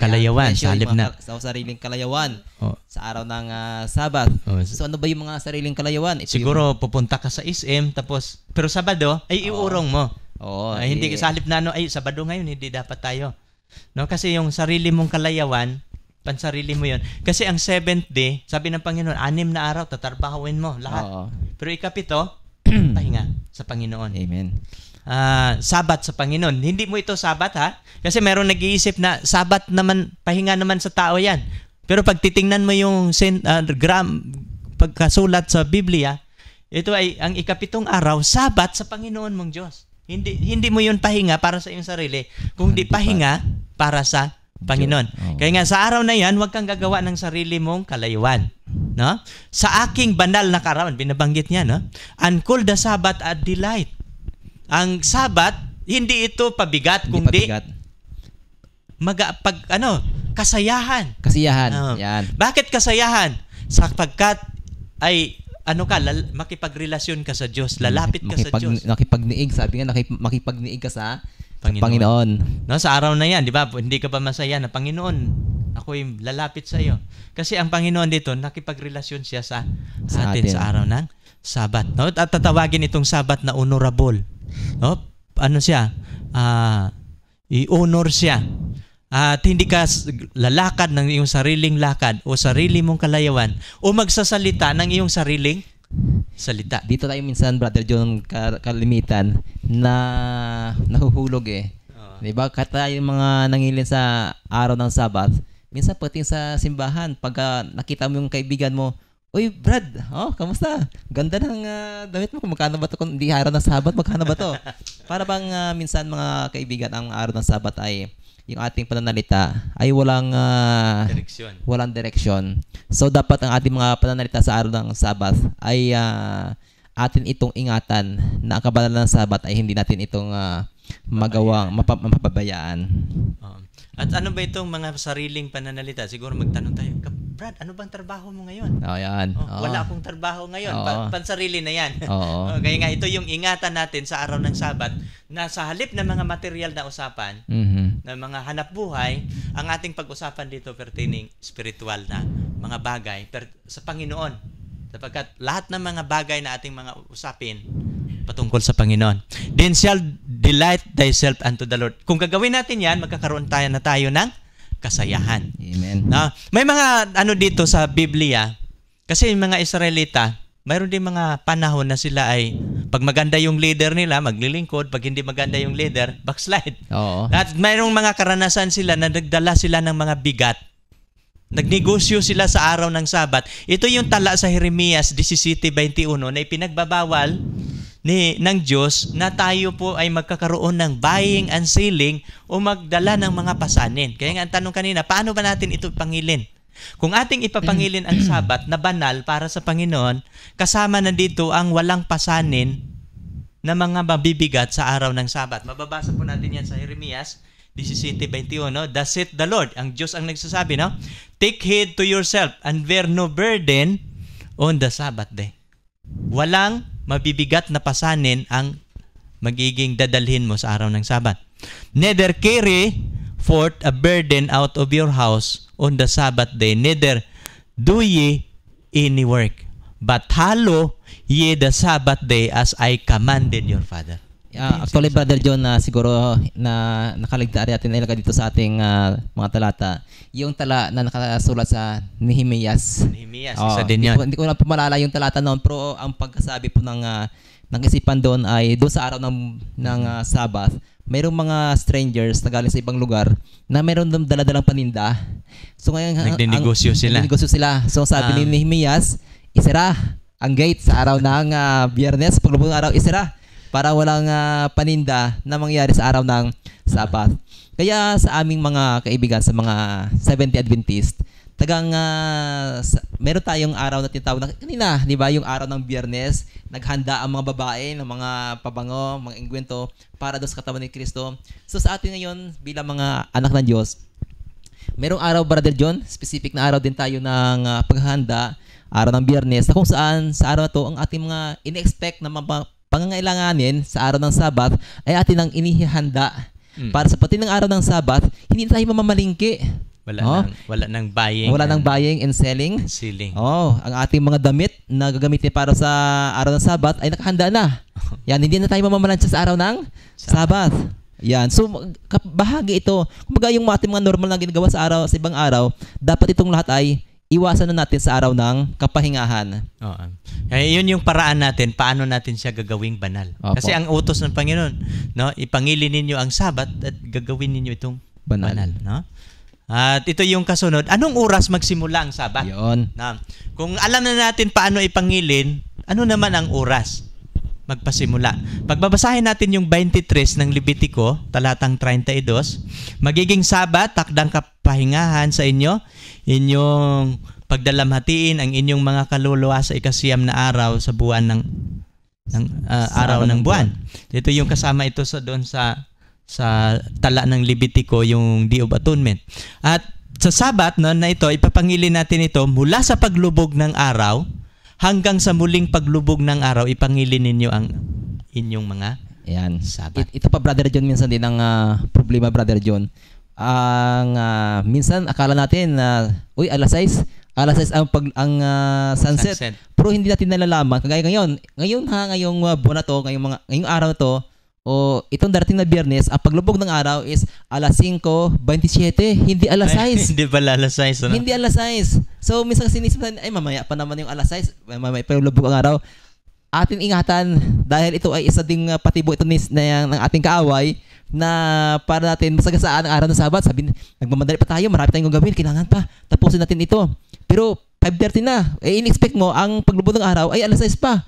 Ngunit ating gaging tandaan na hindi alas 6 ang paglubog ng araw, maaring mas maaga. Sa buwan naman ng summer, mas mahaba naman ang araw. So, ang paglubog naman ng araw ay umaabot ng alas 6:30, Brother John. So, sabi, mula sa paglubog ng araw hanggang sa paglubog ng araw. Ito yung ito yung paraan ng Diyos paano natin ipapangilin ang Sabat. Ang Sabat ay ibinibigay ito para sa pangkalahatang pagsamba. No, maliban doon sa nalalaman na natin, pero Brother Noel, ang Sabat kasi iniisip kasi ng iba, pahinga lang ito eh. Maraming nagsabi ay, wala naman tayong mababasa na araw ng pagsamba yan. Pahinga lang. Opo. Pero pag babasahin ninyo ito, hindi ibig sabihin pagdating ng Sabat, Brother Noel, ay matutulog tayo sa bahay. Saan ba natin mababasa? Sa Levitico 23, talatang 3, ito yung ating mababasa. 6 na araw nagagawa. Datapwat ang ikapitong araw, ito yung sabat na. Opo. Ikapitong araw ay sabat takdang kapahingahan. Siyang banal na pagpupulong. Anumang gawa huwag ninyong gagawin. Isang sabat sa Panginoon sa lahat ng inyong tahanan. So, araw pala ito, Brother John, ng banal na pagpupulong. Ano ba itong banal na pagpupulong? Sa English, ito tinatawag ito na Holy Convocation, no? Convocation, Holy Assembly. Kaya nga, ito yung pagtitipon sa mga anak ito ng Diyos. Amen. Ito yung official na araw. Opo. Na sila po'y mag-iipon. Banal, pag mag-iipon na yun lahat ng mga anak ng Panginoon, ito na yung tinatawag na banal na pagpupulong, Holy Gathering, Holy Convocation, yun na tinutukoy sa Biblia. Amen. Hindi po ito pahinga sa bahay. Kasunod nating pag-aralan, anong araw ang pangilin ni Jesus Christ? Noong siya na nakatawang tao. Okay nga, dito na yung tanong mo kanina. Di ba ka naman ang Sabat ay sa Old Testament lang yan? Oo. Tapos sa New Testament, ay wala na. Okay, so subaybayan natin ang buhay ng ating Panginoon. Okay, ating subaybayan. Pagbabasahin natin yung Lucas. Kung mayroon kayong mga Biblia, pwede nyo kaming susundan. Lucas 4:16. At siya napasa Nazaret na kanyang nilakhan. Ano nilakhan? Doon siya lumaki, di ba? Doon siya lumaki. At ayon sa kanyang kaugalian, siya'y pumasok sa sinagoga ng araw ng Sabat. Nagtindig upang bumasa. Sino ito? Ito si Jesus Christ. So pagbabasahin mo yung 14, si Jesus yan. Doon siya lumaki sa Nazaret. Ito yung lugar na siya lumaki sa lugar na yan. At ayon sa kanyang kaugalian, ano ba yung salitang kaugalian? Ito yun na yung pamamaraan ng pamumuhay mula nung siya ay maliit hanggang sa panahon na to, lumaki siya. Yun na yung pamamaraan ng pamumuhay. Ang ibig sabihin niyan, palagi niyang ginagawa. Anong palagi niyang ginagawa? Siya ay pumasok sa sinagoga sa araw ng Sabat. Ang sinagoga, ano ba yung sinagoga? Maring kayong magtanong ano yung sinagoga. Ito yung simbahan. Pagka-araw ng Sabat, si Jesus Christ pumapasok siya sa sinagoga pag-araw ng Sabat. Hindi ibig sabihin ng pagdating sa New Testament, wala ng Sabat. Nandiyan pa rin. At sa 4 ng Lucas 31, siya ay sa Capernaum, sa isang bayan sa Galilea, at sila'y tinuruan niya sa araw ng Sabat. So, nagtuturo pa siya. Nagtuturo, no? So, sa araw ng Sabat, pag-araw ng Sabat, si Jesus wala sa trabaho niya. Nasa loob sa ng sinagoga, tapos nagtuturo sa mga tao.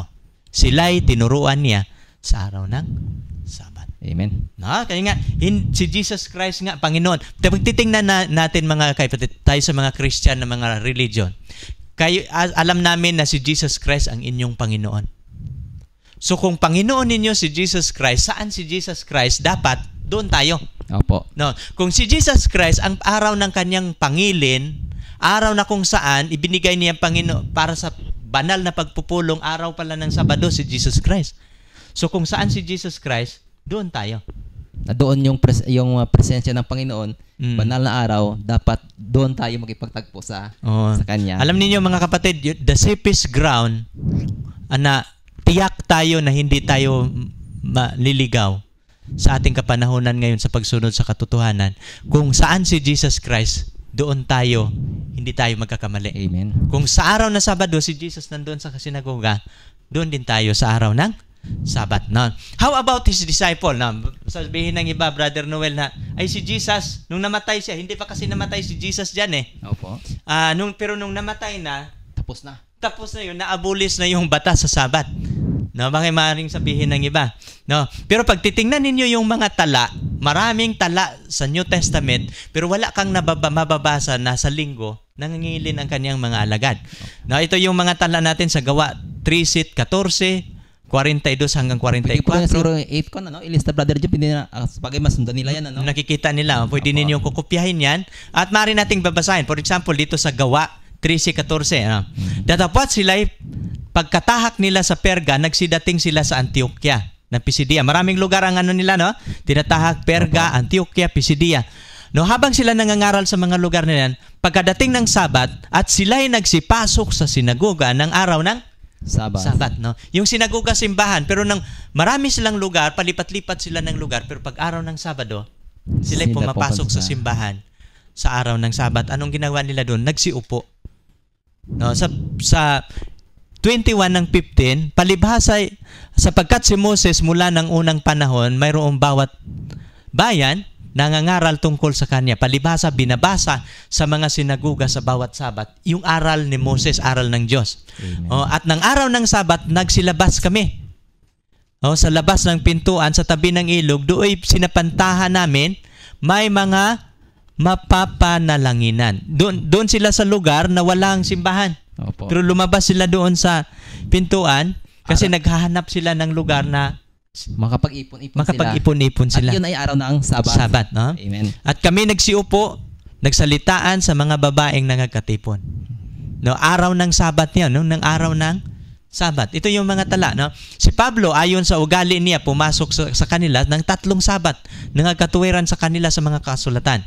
O sa 18:4, siya ay nangatuwiran tuwing Sabat sa sinagoga at hinihikayat ang mga Hudyo at mga Grigo. So, Brother John, sa mga talata natin binasa, bagong tipan, wala akong nakita na sinasabi diyan na inalis or sinabi ng Panginoon na alalahanin mo ang linggo upang ipangilin. Wala akong nakita, Brother John. Datapat ang mga disipulo, after na si Kristo ay nakakita sa langit, sila ay patuloy na nangingilin. Kanilang pinapractice itong araw ng Sabat. Mapapansin mo, dapat, no, kung ito'y binago ni Jesus Christ, mayroong official declaration. Opo.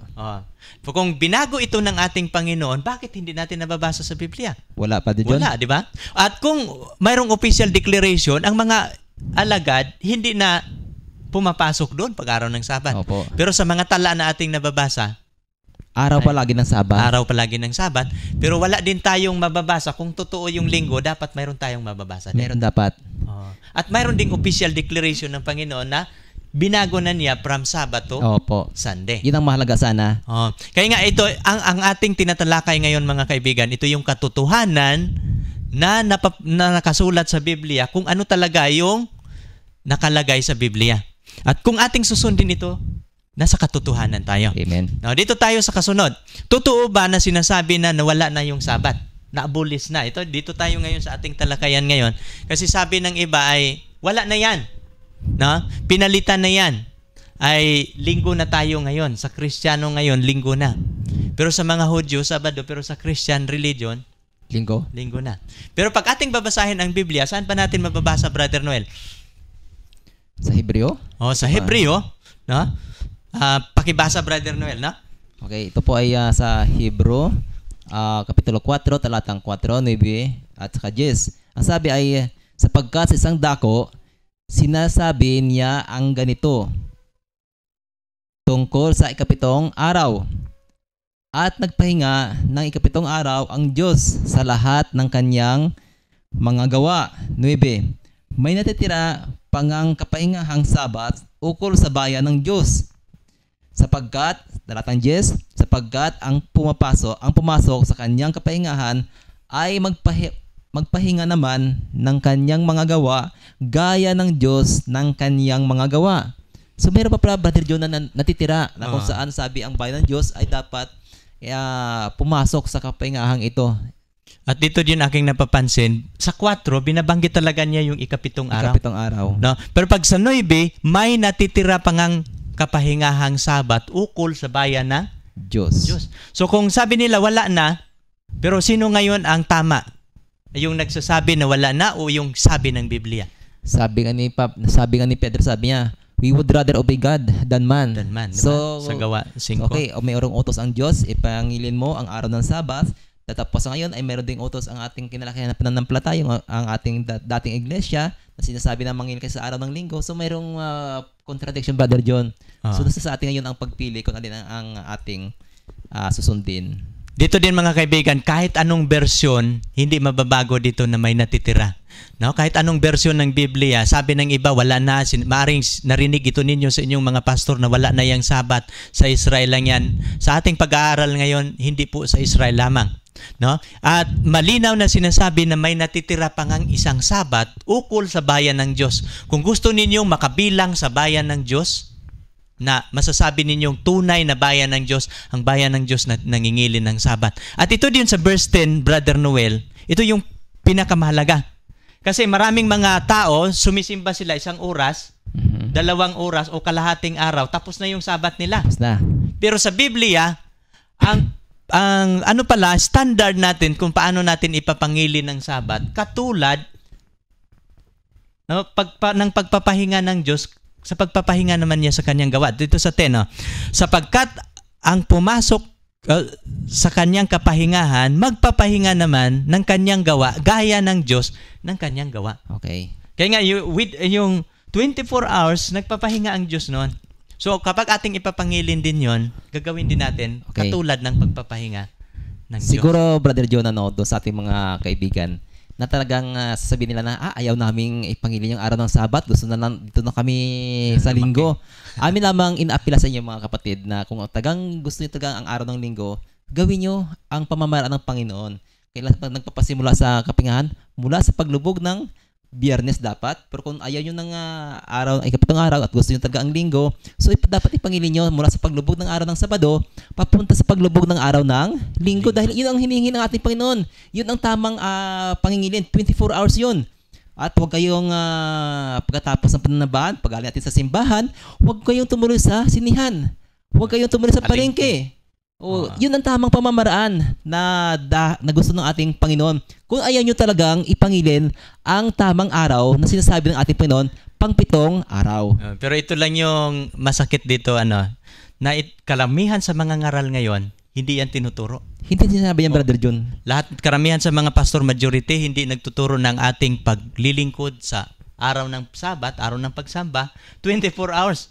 Hindi sinasabi. Hindi yan sinasabi. Pero pag titingnan ninyo ang Biblia, ang kautusan ng Diyos, malinaw na sinasabi na ang Sabat ng Panginoon, this is, include ito ng 24 hours. Na? Sabi niya dito sa versikulo 11, may magsisikap nga tayo sa pagpasok sa kapahingahing yaon upang wag marapa ang sinuman, ang sinuman ayon sa gayong halimbawa ng pagsuway. Kasi nung ang mga Israelita na binigyan ng Sabat ay sinuway nila ito, hindi sila nakapasok sa 40 days, hindi sila nakapasok sa 40 years. 40 years. No? Yet 2 lang ang nakapasok. Ngayon dito tayo sa katapusan. Dito tayo magtatapos, Brother Noel. Huli nating katanungan. Kapag tayo ay maligtas, di ba tayong mga Christian, wala tayong inaasam-asam na pagdating ng araw, tayo maligtas doon sa langit. No? Siyempre, Brother John, gusto ko kayo sa langit. Kapag tayo maligtas na, magkakaroon, pagdarating ang Panginoon, dadalhin na tayo sa langit na bayan, sapagkat ito yung pangako ng Panginoon. Ano kayang araw ang pagsamba natin doon? Sa langit na bayan, o kung di sa langit na bayan, dito tayo sa bagong langit at bagong lupa. Anong araw ang pagsamba? Mayroon ding nagsasabi na sa dami ng binabasa ninyo ng Sabat, pero wala kayong nababasa na ang Sabat araw ng pagsamba. Pero ngayon atin nang basahin. Kasi mababasa na natin litra por litra na ang Sabat, araw ng pagsamba, sa harapan mismo ng Panginoon. No? Anong araw ang pagsamba natin doon sa bagong langit at bagong lupa? No? Kung ang pagsamba natin sa harapan ng Diyos ay Sabado, dapat dito pa sa lupa, Sabado na. Magsimula na. Ating babasahin ang Isaiah. Ito yung huli nating ipapaliwanag, Brother Noel. Pakibasa, Brother Noel. Isaiah 66, 22 hanggang 23. Kung meron po kayong mga Biblia, pwede niyong sundan. Sabi niya sa talatang 22, sapagkat kung paanong ang mga bagong langit at bagong lupa na aking nilikhain ay mananatili sa harap ko, sabi ng Panginoon, gayon mananatili ang inyong lahi at ang inyong pangalan. 23. At mangyari na mula sa bagong buwan hanggang sa panibago at mula sa isang Sabat hanggang sa panibago, paparoon ang lahat ng tao upang sumamba sa harap ko, sabi ng Panginoon. Pansinin niyo? Kanina, kung paano daw ang bagong langit at bagong lupa na aking lilikhain, mananatili ito sa harap ko kasi wala nang katapusan yon. Opo. At mangyayari, ito yung sabi niya sa 23, na mula sa bagong buwan hanggang sa panibago, ito yung araw ng pagsamba. Mayroong monthly at weekly na worship day. No? Mula sa bagong buwan hanggang sa panibago, at mula sa isang Sabat, binabanggit ito, Brother Noel, isang Sabat, hanggang sa panibagong Sabat, paroroon ang lahat ng mga tao upang sumamba sa harap ko. Okay. So mababasa talaga natin litra por litra, no? Na ang pagsamba sa harapan ng Panginoon ay araw talaga ng Sabat at hindi linggo. So, ibig ba atin lamang unawain, Brother John, ano? Kung sa lupang ito, ang buhay natin sa lupang ito ay isang training ground para sa pananamba sa langit.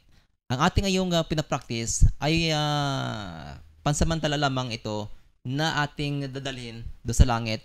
Kung ako po ngayon ay mananatili sa pananambahan sa araw ng linggo, maaaring, Brother John, pagdating doon, sabihin ko sa Panginoon na, Lord, teka, Sabado pa lang ngayon, bukas pa pong ating pananambahan, Brother John.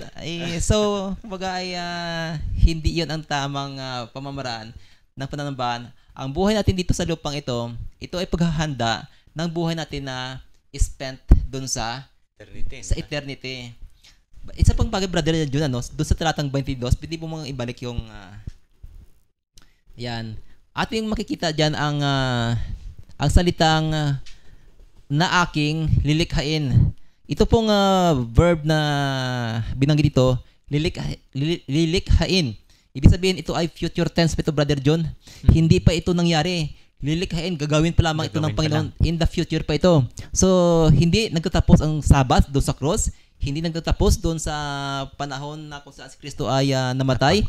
Dahil ang Sabat, pasimula sa Eden, sa panahon ni Kristo, sa panahon ng mga disciples, sumula sa si Kristo, hanggang Brother John, bagong langit at hanggang sa bagong langit at bagong lupa, itong Sabat ay atin susundin ito, Brother John. Atin itong ipapractice.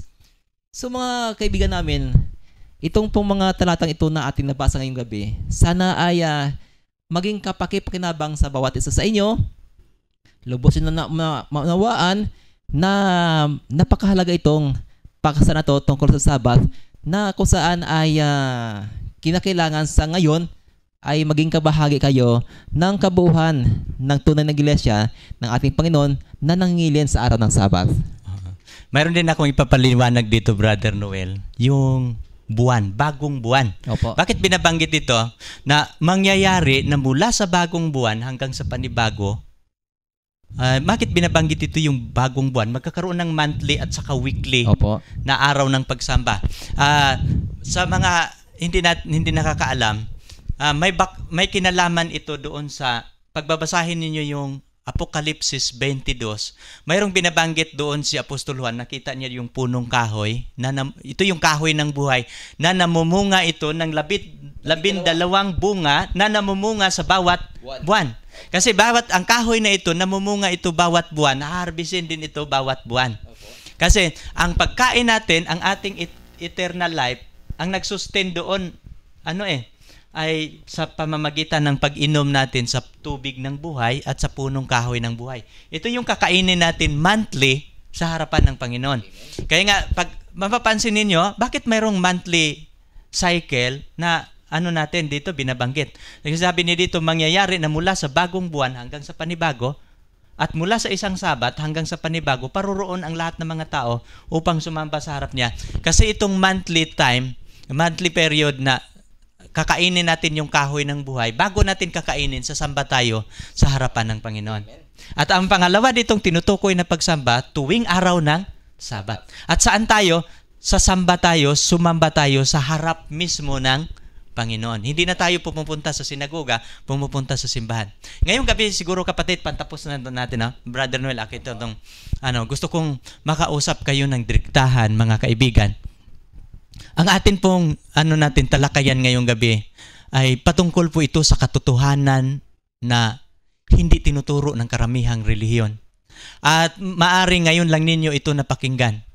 Pero titingnan ninyo ang mga talata na aming binibigay sa inyo, mababasa ninyo ito sa screen, pwede ninyo itong susulat, mababasa ito ninyo sa Biblia.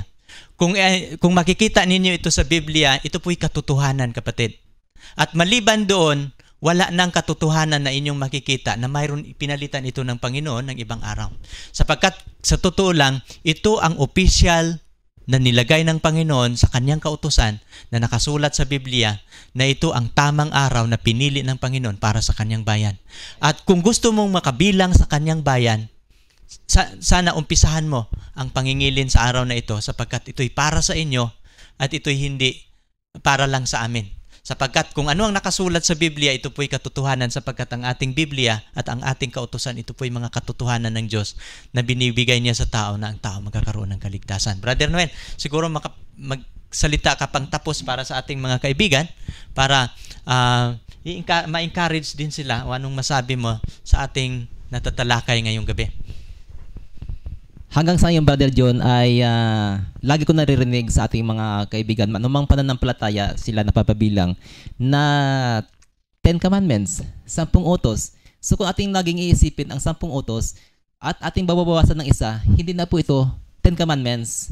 O kung ito ay papalitan, hindi na ito 10 Commandments ng ating Panginoon. Ngunit binabanggit nila, lagi-lagi 10 Commandments, ang 10 utos ng Panginoon. So kung tayo naniniwala pa hanggang sa ngayon na ang 10 utos ay nananatili, at ang sabi ng Panginoon ay mas madali pang lilipas ang langit at ang lupa sa ang isang salita niya ay mawawala. Ni isang tuldok. Basahin mo mga kapatid sa Mateo 5:17 and 18. Ang sabi ng Panginoon, mismo ang Panginoon, letrang pula naman niya, Brother John. Pulang letra yan. Direktang salita ng Panginoon, mas madali pang lumipas ang langit at ang lupa. Ni isang tuldok o kudit ay mawala sa kanyang utusan hanggang sa ang lahat ay maganap. So ito mga kapatid, sa amin lamang, sa ganang sa amin, itong sabot ng Panginoon, hindi niya ito pinalitan. Meron lamang isang kapangyarihan o isang institusyon na sa hula ni Daniel ay siyang nagpalit nito. At maaari namin siguro, Brother John, maaari siguro natin ito sa mga darating na panahon atin tatalakayin kung totoo na talaga ang sabat ay nananatili, sino at paano na palitan ito. Bakit karamihan ngayon ay linggo na ang sinusunod? Itong katanungan na to ay iiwan namin sa inyo para magkaroon kayo ng kaisipan. Magandang umaga sa inyo lahat at salamat po, Brother John. Okay, sa ating pagtatapos siguro, Brother Noel, tayo po'y manalangin at ikaw ang mangangasiwa nito. Tayo manalangin. Dakilang Diyos, Ama namin sa langit, isa pong pagpapasalamat mula sa aming puso kung saan sa umagang ito, sa muli, amin natong hayan at napag-aralan ang kalagahan ng Sabat. Alam namin, Ama, na sa pangingili ng Sabat, hindi ito makapadala sa amin ng kaligtasan. Datapwat nais namin ipakita ang aming pagmamahal sa inyo. Mahalagang Sabat dahil ito itanda mo at sa iyong mga nilalang, sa amin na iyong mga anak. Sana mga nanonood at sumasabaybay sa palatuntunan ito ay higit nilang maunawaan. Ang Holy Spirit ay siyang gumawa sa kanilang puso't isipan upang sa ganun magkaroon sila ng commitment na magsaliksik pa ng malalim sa iyong mga salita. At sa programa ni Brother John, sana ito ay patuloy na pagpalain. Marami pa mga kaluluwa ang makarinig ng pabalitang ito. At ang mga taong ito ay hindi makakasama doon sa bagong langit at bagong lupa. Kasama namin na mananambahan mula sa isang Sabat hanggang sa panibagong Sabat. Pagpalain ang tahanang ito ang agawain ni Brother Winwin Pasamba na kung saan ay patuloy mo siyang bigyan ng mga pagpapala sa lahat ng aspekto ng buhay. Maraming salamat, Ama, sa muli sa pagdinig sa aming panalangin kasama sa pagpapatawad ng aming mga nagawang pagkukulang pagkakasala sa pangalan ni Jesus. Amen.